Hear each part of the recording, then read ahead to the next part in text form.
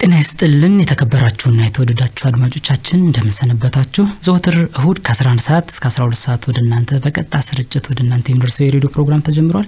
ፕሮግራማችን ከአማራ ሚዲያ ኮርፖሬሽን ጋር በመተባበር በሁሉም የአማራ ኤፍኤም ጣቢያዎች በቀጥታ ስርጭት ወደናንተ የሚደርስ የሬዲዮ ፕሮግራም ነው። በፕሮግራማችንም ስነልቦናዊና ማህበራዊ ርዕሰ ጉዳዮችን እያነሳን ሙያዊ ትንታኔ የምናሰጥበት እናንተ አድማጮቻችንም የምትሳተፉበት ጥሩ ትምህርት የምታገኙበት ፕሮግራም ነው። ለዛሬ ይዘንላችሁ የቀረበው የማህበራዊ ርዕሰ ጉዳይ የኢትዮጵያዊነት ብርቱ ስነልቦናን በተመለከተ ነው። በዚህ ርዕሰ ጉዳይ ዙሪያ ሙያዊ ትንታኔ እንዲሰጡን በኢትዮጵያ በማህበራዊ በፖለቲካዊ በኢኮኖሚያዊ እንዲሁም በሃይማኖታዊ ጉዳዮች ዙሪያ በርካታ ጥናቶችን ያደረጉት አቶ ፈንታውን ዋቂ ጋር ቆይታ አድርገናል። የፕሮግራሙ አዘጋጅና አቅራቢ ነሻምባ ወርቄኔ ከመላይ ስቱዲዮ ባለሙያዎች ጋር በጋራ በመሆን አብረን ቆይታ እናደርጋለን። እስከ ዝግጅታችን ፍጻሜ ድረስ አብራችሁን እንድትሆኑ በአክብሮት እንጋብዛለን። እንግዲህ ዛሬ ከስቱዲዮ ብቻዬን ከእናንተ ጋር ቆይታ እናደርጋለን። ቀደም ብዬ እንዳስተዋወቁት በተለይ በዚህ ባሁን ባለው በህልውና ዘመቻ ወቅት የተለያዩ ስነልቦናዊ ጉዳዮችን ከማህበራዊ ከወቅቱ ጋር ያገናኘን ለናንተ ያደረሰን እንገኛለን። ባለፈው ሳምንትም ህዝባዊ ትስስርን በተመለከተ ወደናንተ ማድረሳችን ይታወሳል። ረዳት ፕሮፌሰር ገበየው መንገሻን በባህር ዳር ዩኒቨርሲቲ የማህበረሰብ ጥናት መምህር ሆነው ከሳቸው ጋር ጥሩ ቆይታ አድርገን ነበር። ዛሬ ደግሞ ቀደም ብዬ እንዳስተዋወቁት የኢትዮጵያዊነት ብርቱ ስነልቦናን በተመለከተ እንግዲህ የኢትዮጵያዊነት ብርቱ ስነልቦና ስንል በርካታ ሐሳቦችን በውስጡ ማየት እንችላለንና ኢትዮጵያዊነት ከመሰረቱ ምንድነው? ከዛም ባለፈ የኢትዮጵያዊነት ብርቱ ስነልቦና መሰረቱስ ምንድነው? መገለጫዎችንም ያነሳን አብረን ከእንግዳችን ጋር ቆይታ ያደረግነው በጋራ እንከታተላለን። የፕሮግራማችን ስፖንሰር ዶክተር ክንድዬ እንድሪስ የጥርስ ስፔሻሊቲ ክሊኒክ ነው። የሚሰጣቸው አገልግሎቶች ያለ ምንም ህመም ስሜት የማይጠቅሙ ጥርሶችን መንቀል፣ አድቫንስድ አልትራሶኒክ ማሽን በመጠቀም ጥርስን ማጠብ፣ የተቦረቦሩ ጥርሶችን ማሙላት፣ ያበቃቀል ችግር ያለባቸው ጥርሶችን በብሬስ ማስተካከል፣ መጥፎ ያፍጠረንን በህክምና ማስወገድ፣ ጥርስን ያለ ቀጠሮ ባንድ ቀን ተክሎ መሸኘት፣ እንግዲህ በሜታል በክሮም በሴራሚክ በወርቅ የሚተክሉ ናቸው። መብላት የሚያስችል የመንገጋ ጥርስም ይተክላሉ። አገልግሎቱ ከእሁድ እስከ እሁድ የባላትን ቀን ጨምሮ ይሰጣል። ምቹ የሆነ የሊፍት አገልግሎትም ያለው ነው። ተሽከርካሪ ለያዙ ግለሰቦችም ምቹ የሆነ የፓርኪንግ አገልግሎት አለው። ለቪአይፒ ታካሚዎችም የተለየ አገልግሎት ያለው ነው። ጥርስ የሚዘጋጁ በራሳቸው ላቦራቶሪ መሆን ደግሞ እጅግ ልዩ ያደርጋቸዋል። እንዲሁም ለሚተክሏቸው ጥርሶችም ዋስትና የሚሰጡ ናቸው። አድራሻ ባህር ዳር ዳሽን ባንክ ህንጻ ፓፒረስ ሆቴል አካባቢ ነው። ዶክተር ክንድዬ እንድሪስ ስፔሻሊቲ ጥርስ ህክምና ክሊኒክን እጅግ አድርገን እናመሰግናለን። እንግዲህ ወደ ፕሮግራማችን ልንሄድ ነው። በዋናነት እስኪ መጀመሪያ ክፍል ተከታትለን እንመለሳለን። የኢትዮጵያዊነት ብርቱ ስነልቦና ምንድነው? ከዛም ባለፈ ኢትዮጵያዊነት ስንልስ ምን ማለት ነው? መሰረቱስ ምንድነው? መገለጫዎችስ የሚሉትን ሐሳቦችን በቅድሚያ ከአቶ ፈንታውን ዋቂ ጋር ያደረግነውን መሰናዶ አድምጠን እንመለስ። ጤና ይስጥልን አቶ ፈንታውን ዋቂ። እግዚአብሔር ይመስገን ደህና ናችሁ? እግዚአብሔር ይመስገን። በቅድሚያ ውድ ጊዜዎትን ሰጥተው ከኛ ጋር ቆይታ ለማድረግ ፈቃደኛ ስለሆኑ እጅግ አድርገን እናመሰግናለን። እኔም አመሰግናለሁ። ለዛሬ ይዘን የቀረብነው የኢትዮጵያዊነት ብርቱ ስነልቦናን በተመለከተ ነውና እስኪ ከሐሳቡ እንነሳ። ኢትዮጵያዊነት ምንድነው? ከዚህ እስኪ እንነሳ ነው። እሺ፣ በመጀመሪያ እግዚአብሔር ይስጥልኝ በዚህ ጉዳይ እንድናገር እድል ስለፈጠራችሁ። ኢትዮጵያዊነት የሚለው ነገር በእርግጥ በቀላሉ በአንድ አረፍተ ነገር ወይንም በተወሰኑ ቃላት የሚገለጽ የሚተረጎም የሚተነተን አይደለም። ምክንያቱም ኢትዮጵያ ዝም ብሎ ሰዎች ተሰብስበው የመሰረቷት የቅርብ ጊዜ ሀገር አይደለች። ወይ እንደ አሜሪካ ወይንም አንዱ እንደ አውሮፓ ሀገር ወይ እንደ ጀርመን አይደለችም። ከሰው ልጆች መፈጠር ጀምሮ የተጠራቀመ ማንነት ያላት በተለይ ከጥፋት ውሃ በኋላ የኖህ ልጆች አንደኛው ወደዚህ ወደ አፍሪካ የመጣው የአባቱን ማንነት የአባቱን አምልኮ የአባቱን ከእግዚአብሔር ጋር ተስማምቶ ከጥፋት ውሃ ያመለጠበትን ሚስጥር ይዞ የመጣ ስለሆነ ከዛ ነው የሚጀምረው ኢትዮጵያዊ። ስንበዛ በቦታ በስነ ምህዳር በአኗኗር በኑሮ ዘይቤ የተወሰኑ ልዩነትን እናመጣለን። ልዩነቶች ደግሞ ወደ ግጭት ወደ መለያየት ይወስዱናል።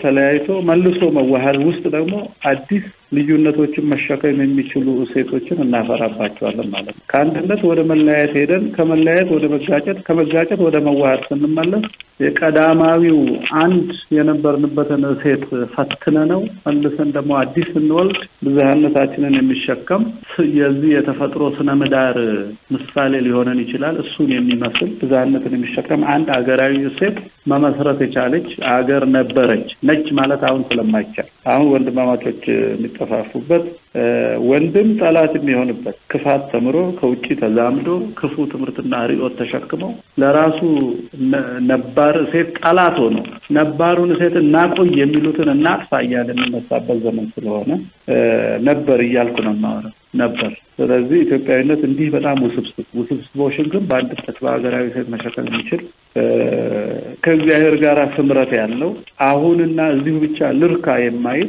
ረጅም ጊዜ ነገን ትውልድ ከነገና ከትውልድ አልፎ ሰማያዊ ሀገሩን የሚያስቡ ሰዎች ሰማይና ምድርን አዋህደው የሚኖሩበት ልዩ ህዝቦች ልዩ ስነ ልቦና ነው በአጠቃላይና ዝም ብሎ እንዲሁ ባረፍት ነገር የሚገለጥ አይደለም። ወይንም ለፖለቲካ ለጊዜያዊ ስሜት መፍጠሪያ ኢትዮጵያዊነት ውበት ነው ወይንም ህብር ነው እንደዚህ ብለን የምናልፈው ጉዳይ አይደለም። በጣም ውስብስብ በጣም ውብ እና ብዙ ሰዓት የሚፈጅ ነው ይሄን መግለጽ። መልካም እንግዲህ ኢትዮጵያዊነት በዚህ መንገድ ጥልቅ ሐሳብ ከሆነ እስኪ ወደ ቀደመ ዘመናችን እንመለስና የቀደመ ኢትዮጵያዊነት ስነልቦና በተለይ ከሐሳብ ጀምሮ ጠንካራ ሐሳቦች ብርቱ የሆነ ስሜቶች ጀግንነት የነበረ ነውና እስኪ ትንሽ ማሳያ ባይት ብንችል በዘመናት ውስጥ ምን ይመስል ነበር የኢትዮጵያዊነት ብርቱነት በስነልቦና እንግዲህ ወደ ሀገራዊ ወደ ኢትዮጵያዊነት ስነልቦና እናምጣውና እስኪ ምን ይመስል ነበር ለማሳያ ያህል ይሄን ሐሳብ እናነሳ። ማሳያዎቹ ብቻ ከማሳየት ያን ስነልቦና የፈጠረው ምንድነው ብለን ብንሄድ ይሻላል ይመስለኛል እንደኔ። መልካም የኢትዮጵያዊ ስነልቦናን የፈጠረው ምንድነው ብንል በጣም ከዛ ደግሞ ምንድነው መገለጫው ብንል ቅደም ተከተሉ መልካም ይሆንልናል። የኢትዮጵያዊ ስነልቦና መሰረቱ ትምህርት እግዚአብሔር ነው። ቅድም እንዳልኩ ከኖህ ጀምሮ ነው እንግዲህ ዓለም ሲጠፋ ለአምላክ የተስማማ ሆኖ በመገኘቱ ነው ከጥፋት ተርፎ ዓለምን የኮነነው የፍትህ ማንጸሪያ ሆነ ማለት ነው።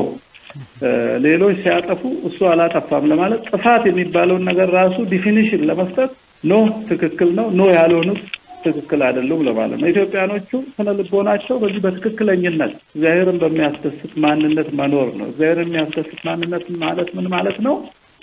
ራሱ ሰው የሚባለው ፍጡር ምንድነው ከሚለው ይጀምራል። ኢትዮጵያኖች ሰው በእግዚአብሔር አምሳልና አርአያ የተፈጠረ ነው ብለው ይጀምራሉ። ይሄ በእግዚአብሔር አምሳልና አርአያ የተፈጠረ የሰው ልጅ ደግሞ በሌሎች ፍጡራን ላይ ጥገኛ ሆኖ ይኖራል። ፍጡራንንም ያኖራል። እህል ይበላል፣ እንስሳት ያረባል፣ ውሃ ይጠጣል፣ አየር ይተነፍሳል፣ ፀሐይ ይሞቃል፣ ይታመማል፣ ይፈወሳል፣ ይቆስላል፣ ይድናል።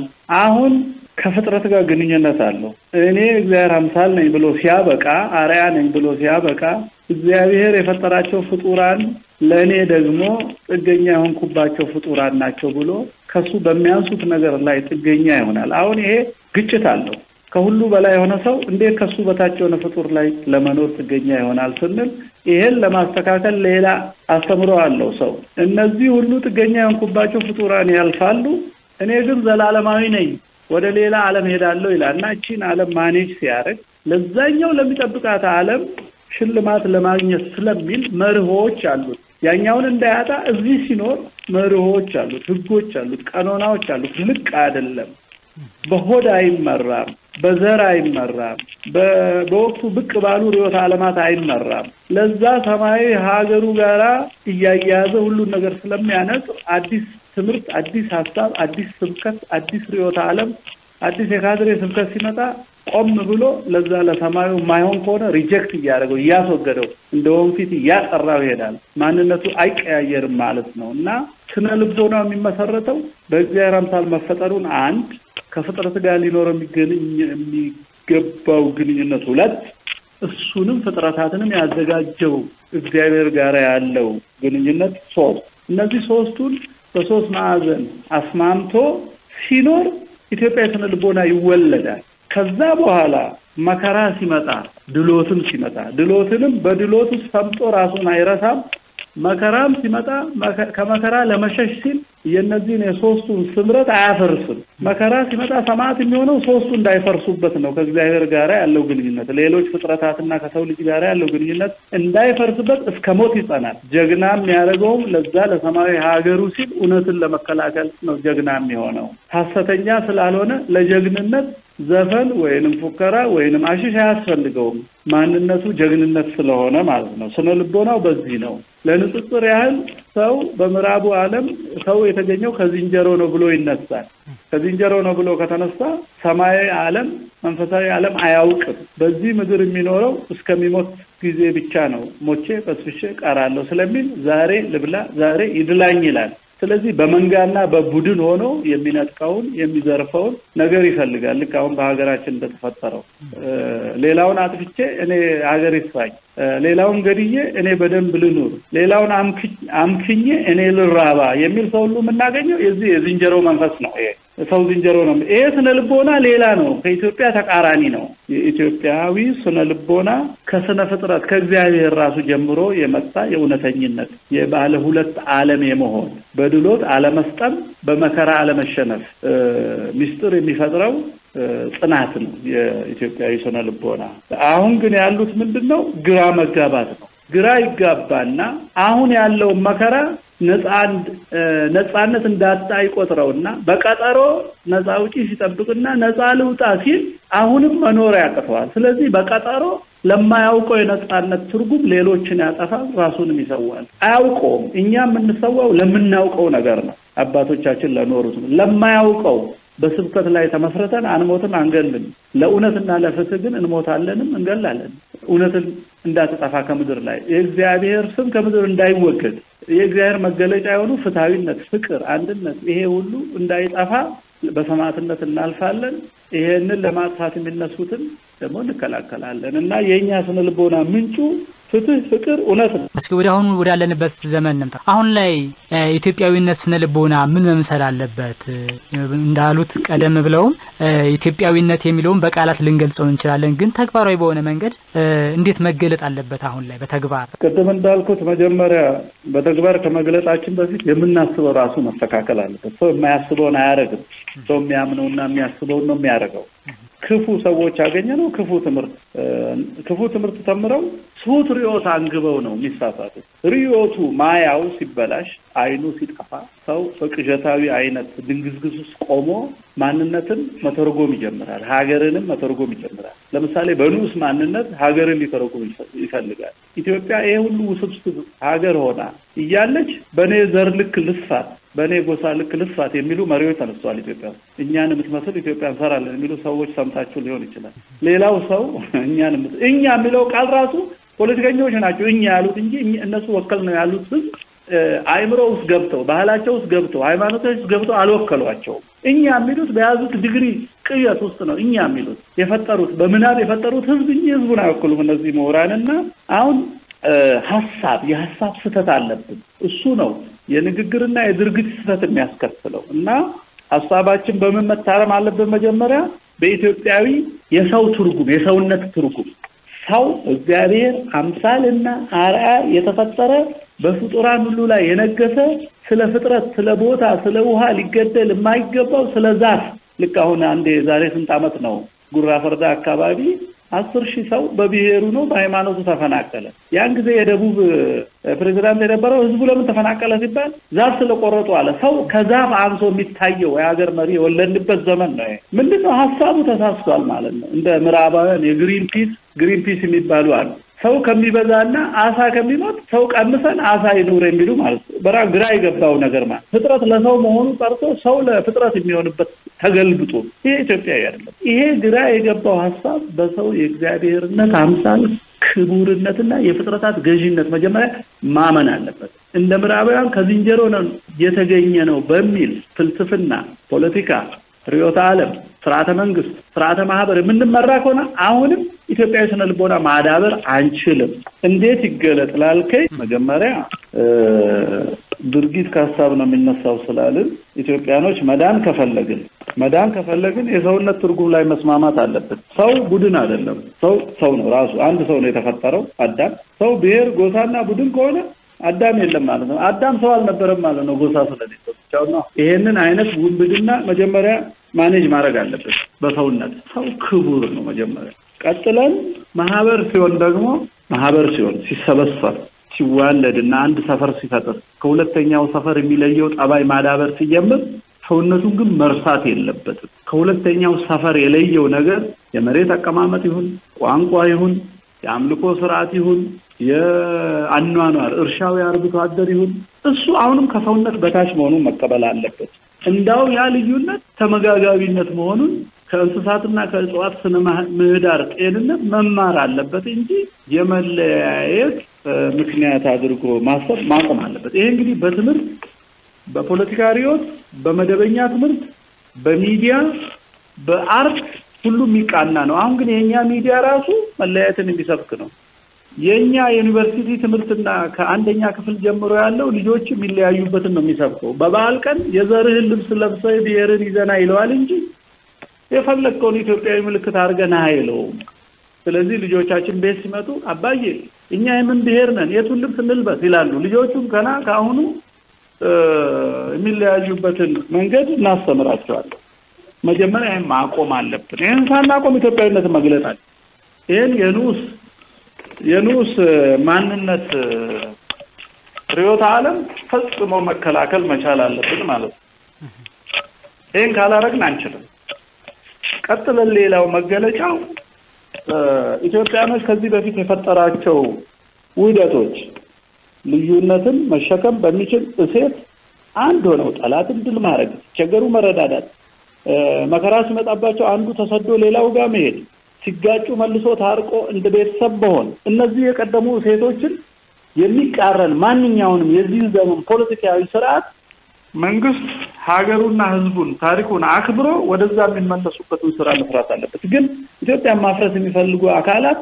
ወደ ኋላ ልትመልሱን ነው የድሮ ጭቆና ሊሆን ነው ይላሉና ይሄንን ባዶ የሆነ ሳይንቲፊካሊ መርምረን ልናቀርበው ማንችለው በካድሬ አንደበት ላይ ብቻ የተንጠለጠለ መከራከሪያ ወደዛ ጠለን በእውነት ብቻ ወደ መልካም ነገር መመለስ ወደ ኋላ መመለስ አይባልም ታላቅ የነበርንበትን ዘመን ናፍቀን ታላቅ መሆን አንዳንድ ብሔርተኞች ምን ያሉ የምን ታላቅነት እነ ጃኖ እንዲያረጉበት እነ ምኒልክ እንዲያረጉበት እነ ዮሐንስ እንዲያረጉበት እነ ቴዎድሮስ እንዲያረጉበት ታላቅ የምትሉት የጋራ ታሪክ የለንም የሚሉ አሜሪካ ወይንም ሌላ ሀገር ተምረው በዲግሪ ተቀስፈው የሚመጡ ህፃናት የሚያወሩት እንትተን በሰነ ስርዓት ሊቃውንት ቁጭ ብለው ችግራችንን ሲፈቱ ያን ብዝሃነታችንን የሚሸከም እሴታችንን ማክበር እንጀምራለን ማለት ቡድንና በንዑስ ማንነት መበታተንን እናቆመዋለን ማለት ዛሬ ላይ የተፈጠረውን ጥርጣሬ ሐሰተኛ ትርክ ግድያ አንዱ ማፈናቀል አገርን በጎሳ መካፈልና ድንበር ማስመር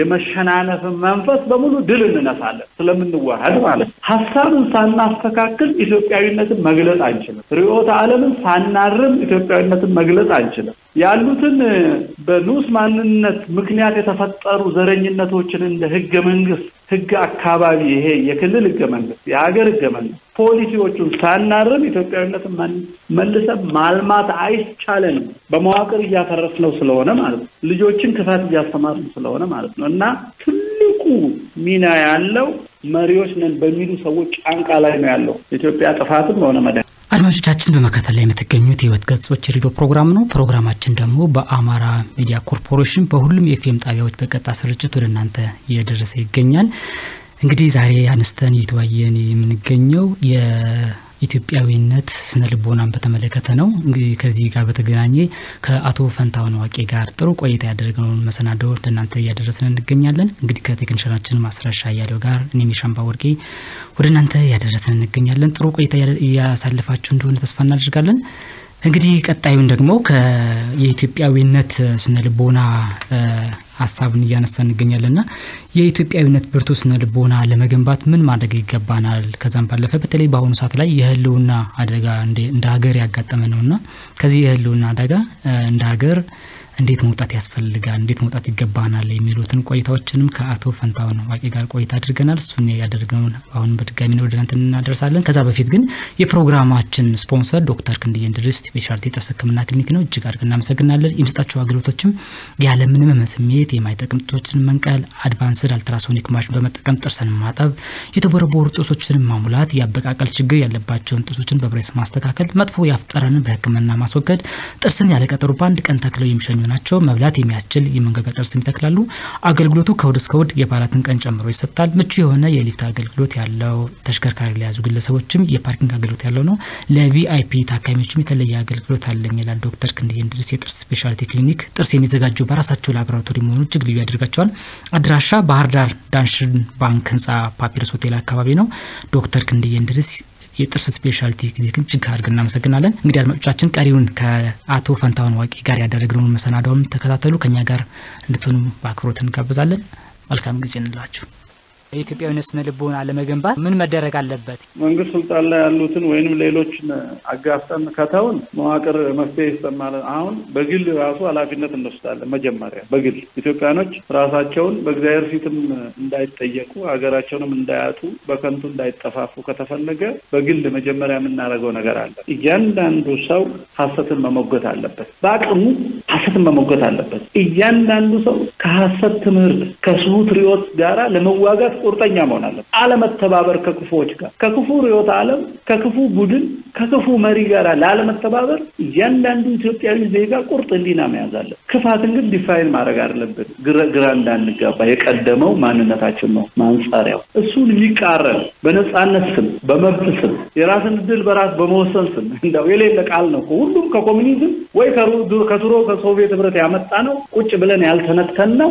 ግራ የተጋባ የትኖሶ ጽንሰ ሐሳብ ተጨነን ከምንሄድ የራሳችንን የምናቀውን በባህልም በእምነትም የምናቀውን ይዘን መጀመሪያ ሐሰትን መሞገት አለበት እያንዳንዱ ሰው። ይሄ የግለሰብ ግዴታ ነው፣ ኢትዮጵያዊ ግዴታ። ኢትዮጵያን የሚወድ ሰው ሁሉ ሐሰትን መሞገት፣ እውነትን በፍቅር መናገር መጀመር አለበት። አድርባይ መሆን ወይንም ፖለቲካዊ ትክክለኝነት ፖለቲካል ኮሬክትነስ የሚሉት ፈረንጆቹ ፖለቲካል ኮሬክትነስ ጌም መጫወት የለብንም። በሀገራችን እናጠፋታለን። እውነት ብቻ ነው መናገር አለብን። ምንም ዋጋ እንክፈል፣ እውነትን ግን በፍቅር መናገር አለብን።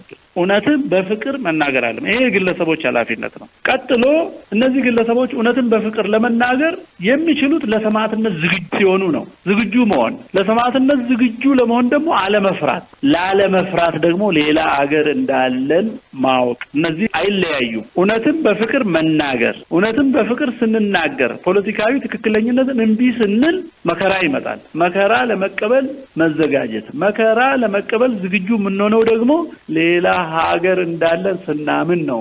ሌላ ሀገር እንደሌለን ካሰብን ግን እቺ ምድር እጅግ ስለምንወዳት እንዳንቆስል፣ እንዳንገረፍ፣ እንዳንሰደድ፣ እንዳንሰቀል አሁን በቤንሻንጉል፣ በወለጋ፣ በሻሸመኔ፣ በዶዶላ፣ በማይካድራ እንደምንደረገው እንዳይደረግብን ከሐሰትና ከክፋት ጋራ መተባበር እንጀምራለን ማለት ያ ነው አደጋው። ስለዚህ ግለሰብ ያለው ኃላፊነት አሁን እስካልኩት ነው። ቀጥሎ የኛ ትምህርት ቤቶች ናቸው። ዩኒቨርሲቲዎቹ የታችኛው ትምህርት ቤት መምህራን ናቸው። እነዚህ መምህራን ዩኔስኮ የተባለ ዓለም አቀፍ ድርጅት በሚቀይሰው ትዕዛዝ መሰረት ያዘጋጁትን ትምህርት በግድ ልጆቻችን ላይ መጫን ማቆም አለባቸው። ያ ትምህርት ሰው ዝንጀሮ ነው የሚል ነው። የሰውን ክብር የሰውን ታላቅነት የዘነጋ ነው። ከአፋር በረሃ የሰበሰበውን አጥንት እየደረደረ ይሄው እናትህ እያለ ከአዳምና በእግዚአብሔር መገኘታችንን ከአምሳለ እግዚአብሔር ሊለየን የሚፈልግ ትምህርት ነው። በዚህ ትምህርት መሰረት ነው ሳይኮሎጂ፣ አንትሮፖሎጂ፣ ስነሰብ የምንለው፣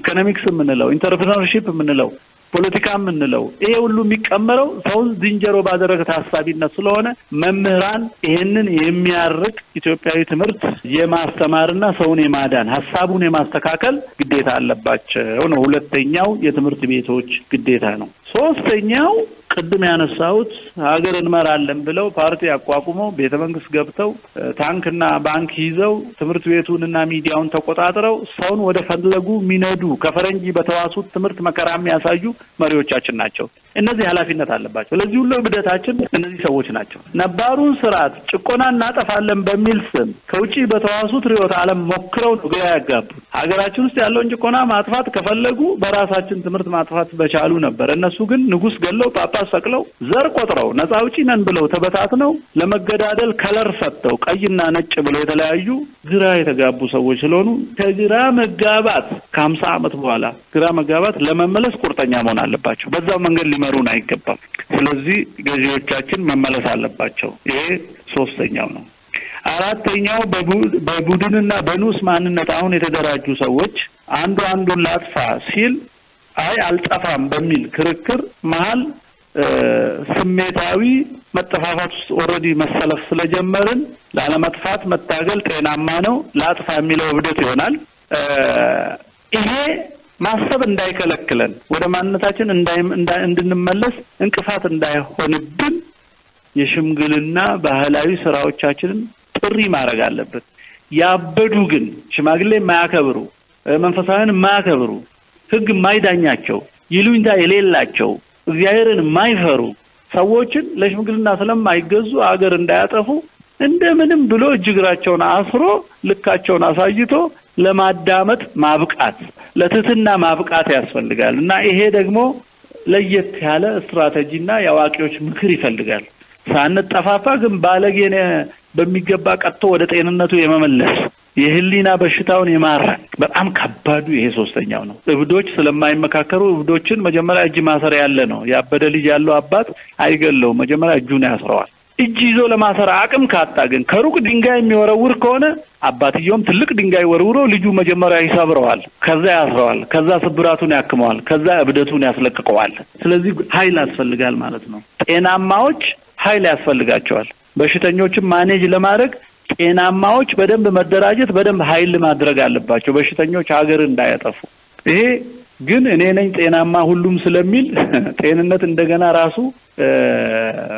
ማጥራት ይፈልጋል ጤናማ የሚባለው አስተሳሰብ ምንድነው ጤናማ ምንድነው ስንል ቅድም ስንጀምር መጀመሪያ ሰውነትን የሚያከብር ሰው ሁሉ እኩል ነው ሰው ሁሉ ክቡር ነው በእግዚአብሔር አምሳል የተፈጠረ ነው አንድ ሁለተኛ ብዝሃ እሴት ሊኖር ይችላል ግን ንዑስ ነው አንድ እሴት አለ ከእግዚአብሔር የተገኘ ሰው ሁሉ ቢቀበለው አንድ የሚሆንበት ሰላማዊ የሚሆንበት ኢትዮጵያ ደግሞ ያንን ፈጥራለች ከኖህ ጀምሮ ባለው ተያያዥነት እንደሱ ከሆነ ያን ብዝሃነትን መሸከም የቻለ እሴት የሚያከብር ሰው ጤናማ ነው ሰውነትን የሚያከብር ጤናማ ነው ብዝሃነትን የሚሸከም እሴት ያለው ሰው ጤናማ ነው ሶስተኛ አንዲትን ሀገር በንዑስ ማንነት ድንበር አስምሮ ልውሰድ ላጥፋ ልስፋ አንተ ጥፋ የሚል ሰው ህማም አለበት ጤናማው ሰው ግን ሀገሩ የሁላችንም ነው እዛም መሄድ እዚህ መቀመጥ እዛም መሄድ ይችላል ለይተህ አንዱን ጎርተ አንዱን ጠቅመ አንዱን ንግድ ከልክለ አንዱን አፈናቅለ አንዱን አስብረ ከሆነ እሱ በሽተኛ ነው ስለዚህ አሁን ጤናማዎችን ዲፋይን ካረግን በኋላ ጤናማዎቹ በሽተኞችን ማኔጅ የሚያደርጉበት ዕውቀት ስልት አቅም ያስፈልጋቸዋል ፍልስፍና ሁሉ ያስፈልጋቸዋል እና ጤናማዎች እንደ ህዝብ ተደማምጠው በሽተኞችን የማከም ግዴታ ትከሻቸው ላይ ወድቋል ማለት ነው እኔ እንደሱ ነው የማየው ወደ ህልውና ጉዳይ እንምጣና አሁን ወደ ገጠመን ሀገራዊ አደጋ መሰረት አድርገን የቀድሞ ፈተናዎች እንዳሁኑ ቴክኖሎጂ ዓለምን አንድ ያደረገበት የሩቅ ጠላት ሀገር ውስጥ የራሱን ባንዳዎች የራሱን ሰራተኞች ፈጥሮ በሪሞት የሚያንቀሳቅስበት ዘመን አልነበረም ጠበንጃ ይዞ ድንበር ጥሶ ሊመጣ ይችላል ጦርነት ከሆነ ያን ጊዜ ኢትዮጵያኖች ከውስጥ አንድ ስለሆነ ሄደው መስዋዕት ከፍለው አኑረውናል ውስጥ ግጭት ሲነሳ ደግሞ ግጭቶቹ አሁንም የውስጥ ሐሳቦች እንጂ የውጭ ደጋፊዎች ብዙ ጊዜ የለውም ከዚህ ከአህመድ ግራኝ የጂሃድ ጦርነት በስተቀር አረቦችና ቱርኮች የተባበሩበት የውጭ ጦርነትና የጣሊያኖች ደግሞ እነሱ ሱኒዮስን ካቶሊክ አድርገው ህዝቡን የጨረሱበት ይሄ የውጭ እጅ የገባበት ጊዜ ነበር እንደዛም ሆኖ ጥቂት መሳፍንት እንጂ ህዝቡ በኢትዮጵያዊ ማንነቱ እንደዛሬ በዩኒቨርሲቲ ደረጃ ሪዮት ዓለም ጽፎ ተወናብዶ ከውጭ ትጥቅ ያመጣ እርስ በርሱ የተጻፋፋበት ልዩ የሆነ ፈተና አጋጥሞት አያውቅም በተለይ በአህመድ ግራኝ በርግጥ መድፎች ታንኮች የአረብ ፈረሶች ሁሉ ወጥተው ነው ኢትዮጵያኖቹ ሲዋጉ ጥይት ሲመታቸው ጥይት አይተው አያውቁም እንደ እግዚአብሔር ተጣልቶናል ይሄማ በመብረቅ ነው የሚዋጋው ብለው እኮ ሸሽተው ያውቃሉ በዚህ ምክንያት ጂሃዱ ያን ሁሉ አፍርሶ የማረከውን ሁሉ ለቱርክና ለአረብ ባሪያ እየሸጠ የቤተክርስቲያን ወርቅ እየገነጠለ ውጭ እየላከ አንዳንድ አሁን የሱ ጠበቆች ተነስተዋል ንጉሳችን ነው የሚሉ ጉደኞች የማረከውን የራሱን ወገን ለሌላ ሀገር የሚሸጥ ንጉስ የለንም እኛ በኢትዮጵያ ታሪክ ያ ብቻ ነው ልዩ የሆነ ፈተና የመጣብን እንጂ የውስጣችን ዘመነ መሳፍንት የመጣብንን ሁለቱ መሳፍንቶች ሲዋጉ ለምሳሌ ሁለቱም ከአካባቢያቸው ታቦት ይዘው ሊሄዱ ይችላሉ እምነታቸው አንድ ነው የስልጣን ፍትወት ነበረ የሚያዋጋቸው አሁን የስልጣን ብቻ አይደለም ፍልስፍናዊ ርዕዮተ ዓለማዊ ሆነ ሰው ወደ ዘር ተቀይሯል ድሮ ዘር አናቅምኛ አሁን ዘር የሚባል ምናባዊ ፖለቲካ የፈጠረው እንደ አንበሳና እንደ ነብር እንደ ውሻና እንደ ተኩላ አይነት ይሆን ይመስል ከአዳም ተገኝተን በዘር የቆሙ ሰዎች ተፈጥረውብናል። ይሄ ልዩ ፈተና ደግሞ ልዩ መፍትሄ ይፈልጋል። በድሮ አባቶቻችን ያደረጉት የነበረው ፈተናው የውስጥ ቢሆንም ነውርን ቶሎ ይቀጡታል፣ አያለሙትም። አሁን ነውርን አንቀጣም፣ መብቱ ነው፣ ብዝሃነት ነው፣ ልዩ ነን በሚል እናለመዋለን፣ ነውርን እናለመዋለን፣ እናሳድገዋለን። ብዙ ነውረኞች እኮ ስልጣን ይዘው ራሳቸው ክልል ከልለው ከዛ ነውራቸውን በትምህርት ደረጃ መጽሐፍ ጽፎ እያስፋፉ ነው። ብዙ መጽሐፍ አለ አሁን እዚህ አጠገቤ ነውር የተጻፈበትና ለተማሪዎች የሚሰጥ። ስለዚህ ፈተናው ከድሮ ይለያል። ነውር እንቀጣ ነበር፣ አሁን ነውር እናስተምራለን። ስለዚህ መፍትሄው ከድሮ ይለያል ማለት ነው። ድሮ ነውርን ቀጥተ ነውርን ለመቅጣት ደግሞ ቀጪው ኃይል ያስፈልጋል። በፍቅርና በእውነት ላይ የተመሰረተ ነው ታዲያ ኃይሉ መሆን አለበት። ኃይል ባለጌዎች ኃይል ሲያገኙ ጥፋት ነው የሚያስከትለው። አዋቂዎች የእግዚአብሔር አምሳልነታቸውን ያልረሱ ፍትሃዊ የሆኑ ፍቅር ያላቸው ሰዎች ደግሞ ኃይል ሲያገኙ አገር ይለማል። ባለጌው ራሱ ንስሐ ያስገቡታል፣ አያጠፉትም። ብልግናው በትምህርት የሚለወደው ቁጭ በል ብለህ እብድች እንደማፈር አስቀምጦ ማስተማር ይቻላል። ስለዚህ ፈተናው የተለየ ሆነብን። እንደዚህ ከሆነ እንግዲህ የቀደሙ አባቶች ደግሞ ከቅጣት በኋላ ቁስል ካለ ቁስሉን በእርቅ ያክሙታል። በማስመሰል አይደለም፣ በእውነት የቆሰለውም አጥፍቻለሁ ብሎ ንስሐ ይገባል። ለምሳሌ በተክለ ሃይማኖትና በሚኒሊክ መሃል ንጉሰ ጎጃምና ንጉሰ ሸዋ ተዋግተው ነበር። ተክለ ሃይማኖት በጥይት ተመተው በሚኒሊክ ተማረኩ። በሚኒሊክ ቤተ መንግስት የመታቸው ጥይት በሚኒሊክ እጅ እየታሸ ወጥቶላቸው ቁስላቸው ታክሞ ሲድኑ አሁን ድሮ አንተ የማረከኝ ቢሆን ኖሮ ምን ታረገኝ ነበር ብሎ ጠይቆታል ተክለ ሃይማኖትን። ተክለ ሃይማኖት ጃንሆይ እውነቴን ነው የምናገረው፣ እኔ ወዲያው ነበር የምገሉት ብሏቸዋል። መጽሐፉ ላይ ምን ይላል? በሳቅ ተከተተ፣ አላወሩትም። ከዛ በኋላ ሚኒሊክ ንጉስ ተክለ ሃይማኖትን ፈውሰው ወደ ጎጃም መልሰው ሹመውታል። ይሄ መፈወስ ይባላል። አሸንፎ መፈወስ። አሁን ያለው አሸንፎ ማጥፋት ነው። አሸንፎ መስፈር፣ አምክኖ መራባት አይደለም። እንደሱ ነው እኮ ያጋጠመን እና ይሄኛው አዲስ ክሪኤቲቭ የሆነ መፍትሄ ያስፈልጋል። የአባቶቻችንን ይዘን እዛ ላይ መጨመር አለብን። ምክንያቱም የውስጥ መፍትሄ ብቻ በቂ አይደለም። ሩቅ ያሉ ጠላቶቻችን እጅ ሁሉ ያለበት ነው። ኢትዮጵያ ከበባ ስር ነች። መንግስት ራሱ ልፍታቢል መንግስትን የሚያስጨንቅ ሀገሪቷ ጥገኛ ስለሆነች በእህል ዘር፣ በአፈር ማዳበሪያ፣ በሕክምና፣ በኃይል፣ በነዳጅ፣ በትምህርት ቁሳቁስ፣ በሁሉ ነገር፣ በልብስ፣ በአልባሳት፣ በምግብ፣ በዚህ ሁሉ ጥገኛ ነች። ስለዚህ መንግስት ራሱ መፍትሄውን ብቻውን አፕላይ ማድረግ አይችልም። መከራ ላይ ነው ያለው ማለት ነው መንግስት ራሱ።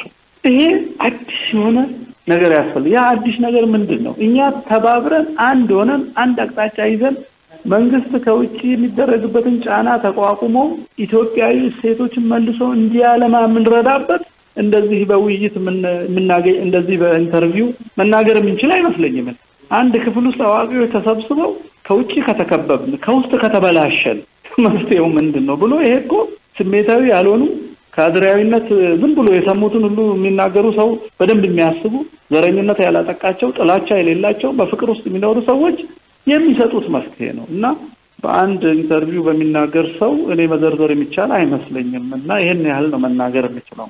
እንዳሉት ጊዜውን የዋጀ መፍትሄ ያስፈልጋል። በተለይ አሁን ህልውና አደጋ ያጋጠመንን በጣም የተለየ ችግር ነው አሁን ላይ እንደ ሀገር ያጋጠመንና ይህን በጣም የተለየ ችግር ከወቅቱ ጋር አገናኝተን እንደው እያንዳንዱ ሰው ምን ማድረግ አለበት? ይህ የመኖርና ያለመኖር ጉዳይ ነው። በብዙ መንገድ ነው የተፈጠረ ያለው ችግሩምና እንደው እያንዳንዱ ሰው ምን ማድረግ አለበት ይላሉ? እኔ ዝም ብዬ አሁን ሳስበው የሚመስመር ማድረግ ያለብን እያንዳንዱ ሰው ስንል ሰው ነው ማህበረሰብ የሚሆነው፣ ማህበረሰብ ነው አገር የሚሆነው፣ አገር ነው መንግስት የሚወልደውና የግለሰብ ሀሳብና ጤንነት ለሀገር ጤና ነው። ድርጊቱም ለሀገር ይተርፋል፣ ክፋትም ከሆነ ደግነትም ከሆነ። አሁን እኮ ጥቂት ሰዎች ናቸው አለ ህዝባቸውን አሳስተው ህዝብ ለህዝብ ሰው እንዲተፋፋ የሚያደርጉት። የግለሰብ በሽታ ነው። የማርክስ በሽታ ኢትዮጵያን እግዚአብሔር የለም አሰኘ። የአንድ ሰው ፍልስፍና በእርግጥ ከሱ በፊት የተራቀመ ፊሎሶፊ ቢሆንም ማለት ነው። ልክ እንደዛ እያንዳንዳችን ሚና አለን ለሀገራችን። በስንት ደረጃ መሰለ እኔ አንድ ሰው ለሀገሩ ፈውስ መስጠት የሚለው በአራት ደረጃ ሲያስብ ነው። አራት ደረጃዎችን ግን አዋህዶ ሲያስብ ነው። እኛ ንጥል ግንጥል አይስማማንም ኢትዮጵያውያኖች።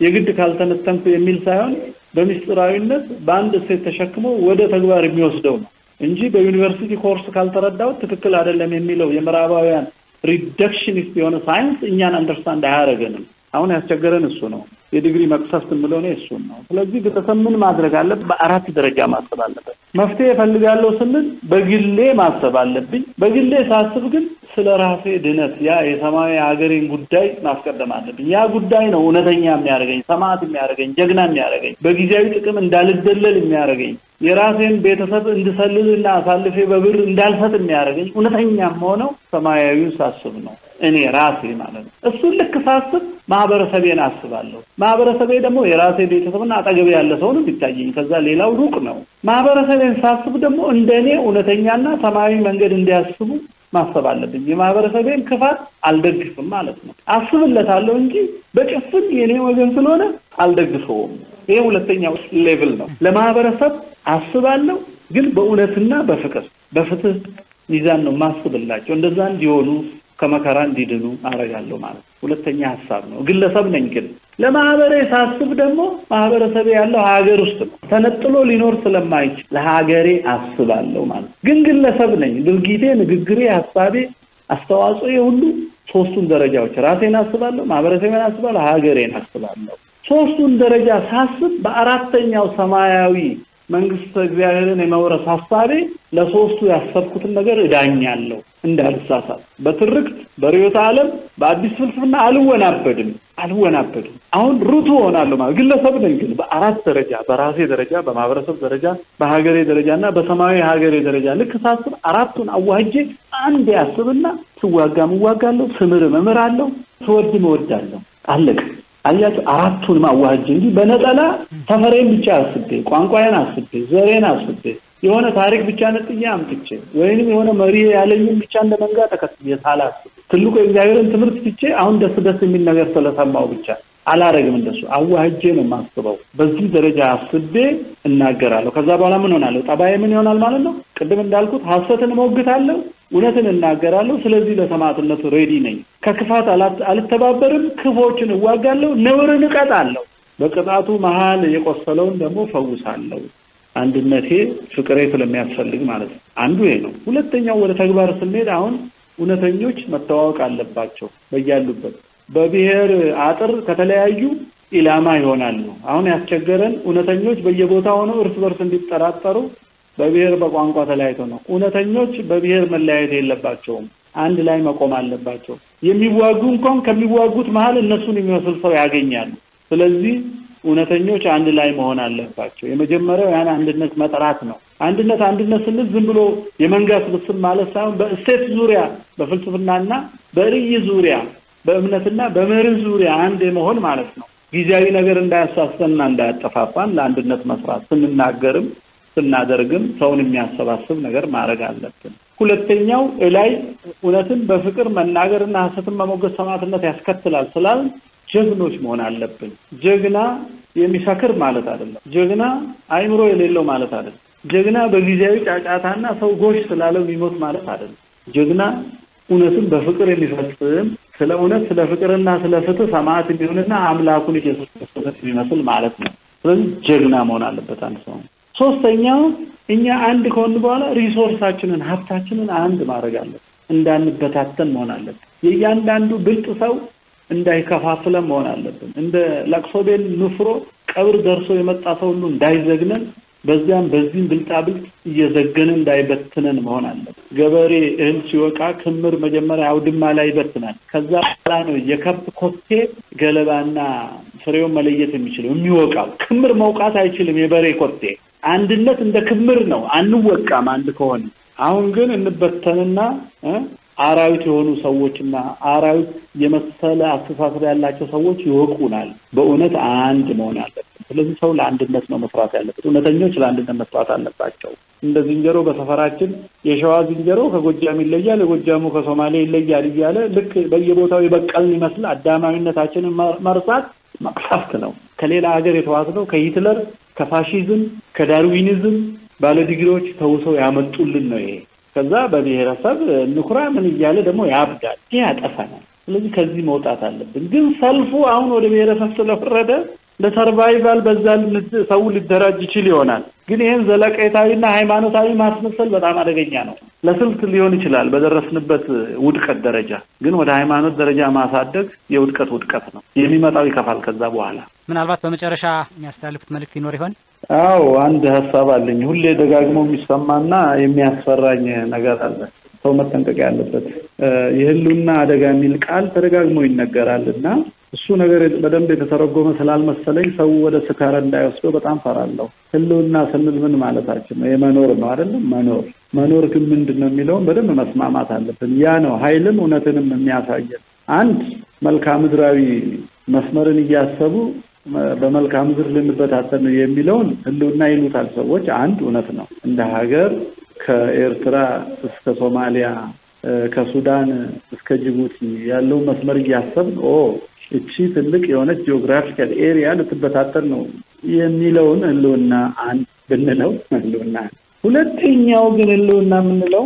ብዝሃነታችንን ተሸክሞ የነበረውን እሴት በማጥፋትና ንዑሳን የሚጋጩ እሴቶችን በመፍጠር ሰዎችን ማጠፋፋት የእውነተኝነትና የፍትህ መጥፋት ራሱ ህልውና አደጋ ጂኦግራፊ መበተን ብቻ አይደለም ህልውና አደጋ ነው ሶስተኛው የህልውና አደጋ የሚባለው በአንድነት እናሸንፋቸው የኖርናቸው ታሪካዊ የኢትዮጵያ ጠላቶች የአባይ ምንጭንም የቀይ ባህርንም የሜዲትራኒያንና የኢንዲያን ውቅያኖስን ጂኦፖለቲካል ሁኔታ አስበው እኛን ለማሳነፍና በተለይ ኢትዮጵያን እንደ ነፍስ ሆነ ያገለገለችዋን ሃይማኖታችን ለማጥፋት የሚሰሩትን ለውጭ ጠላቶች ስናሸንፍ የኖርነው በአካላዊ አንድነታችን ብቻ ሳይሆን ብዝሃነታችን በተሸከመው መሸከም በቻለው የሴት አንድነታችን ስለነበረ ተበታትነን ለውጭ ጠላት እንድንጋለጥ የሚያደርገን ነገር ሁሉ የህልውና አደጋ የሚያመጣብን ነው አራተኛው የህልውና አደጋ ሰዎች ሰውነታቸው ረስተው ለሆድና ለቁስ ብቻ ለማሰብ በአንድ ሀገር ውስጥ ሌላ ሀገር የመፍጠር ፍትወት ያላቸው ዘረኞች የህልውና አደጋ ናቸው የብሔረሰብ ኮንሰፕትን ከሀገር በላይ አድርገው የሚዘምሩ 24 ሰዓት ስለዛ ብቻ የሚያወሩ በጀትና ግብርን በዘር አንጻር የሚጥሉ ካሉ ይሄ ህልውና አደጋ ነው ጥይት የሚተኩሰውን ብቻ እያሰብን እንዳንሳሳት ነው አደራ ማለት ነው እሴታችንን የሚያፈርስ የሚለያየን ጥይት የማይተኩስ ሌላ የህልውና አደጋ ስላለብን ማለት ጥይት የሚተኩሰውን ካሸነፍን በኋላ ወደ ቤት ስንመለስ ኦልሬዲ ጠፍተን እንዳንገኝ ውጊያው ሁለገብ መሆን አለበት የፍልስፍና የእሴት የሮታ ዓለም የጠበንጃ ሁሉ ኢኮኖሚ ሰው ይሄንን እንዳይረሳ በጥይት አረሳስተው ዋናውን እሴት እንዳያጠፉ ሰዎች መጠንቀቅ አለብን የሚል ነው ማስተላልፈው እግዚአብሔር ይስጥልኝ ለሰጡን ምክረ ሐሳብ ጥልቅ ትንታኔ እጅግ አድርገን እናመሰግናለን አድማጮቻችን ዛሬ ያነስተን ከእናንተ ጋር አብረን የቆየነው የኢትዮጵያዊነት ብርቱ ስነልቦናን በተመለከተ ነበር ከዚህ ርዕሰ ጉዳይ ጋር አቶ ፈንታውን ዋቄን ጋብዘን ጥሩ ቆይታ እንዳደረግን እናንተም እንደወደዳችሁ ተስፋ እናደርጋለን እንግዲህ ሰዓታችንም እየሄደ ስለሆነ በቀጣይ እንግዲህ ከዚህ ጋር ከወቅቱ ጋር በተገናኘ ስነልቦናዊና ማህበራዊ ጉዳዮችን መሰረት አድርገን አስተማሪ የሆኑ ርዕሰ ጉዳዮችን ወደ እናንተ እናቀርባለን እናንተም ጥሩ ቆይታ እንዳደረጋችሁ ተስፋ እናደርጋለን የፕሮግራሙ አዘጋጅና አቅራቢ እኔ ሻምባው ወርቄ ከመላያ ስቱዲዮ ባለሙያዎች ጋር በጋራ በመሆን ነበር አሁንም ቆይታችሁ ከአማራ ኤፍኤም እና ሬዲዮ ጣቢያዎች ጋር ይሁን ይያልን ሳምንት በሌላ ርዕሰ ጉዳይ እስከምንገናኝ ድረስ ቸር ሰንብቱ